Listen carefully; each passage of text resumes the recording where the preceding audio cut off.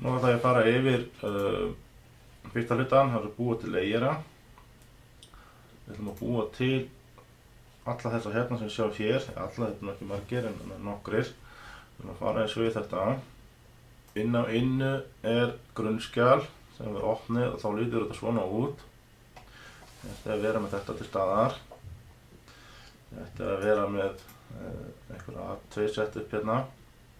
Skoðum það eftir. En það sem við ætlum að gera með þetta skjal, við ætlum að vinna þessi í layerunum. Finna hérna rafmagnslayerana.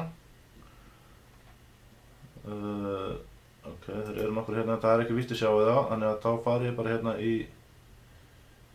filters og haki hérna við raflagnir, svona. Við sjáum bara rafmagnslayerun okkar. Þið sjáum að hérna er búið að, hérna eru okkur fjórir layerar til, en við þurfum fleiri. Við þurfum að búa til alla þessa hérna sem eru hér og þetta er nú að kunna að búa þetta til. Ég ætla að sýna þetta samt nokkast.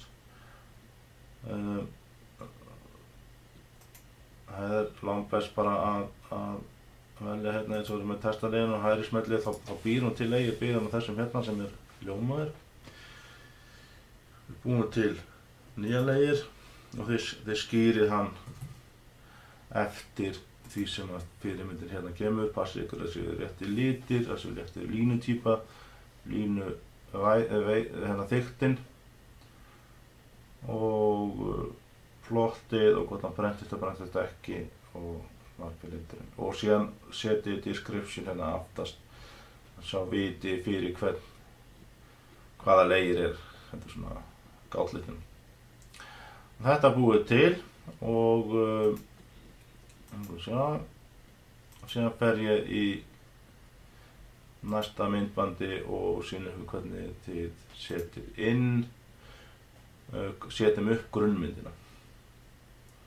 Þannig að hérna í þessu dæmi erum við að klára að setja upp layerana. Takk fyrir það.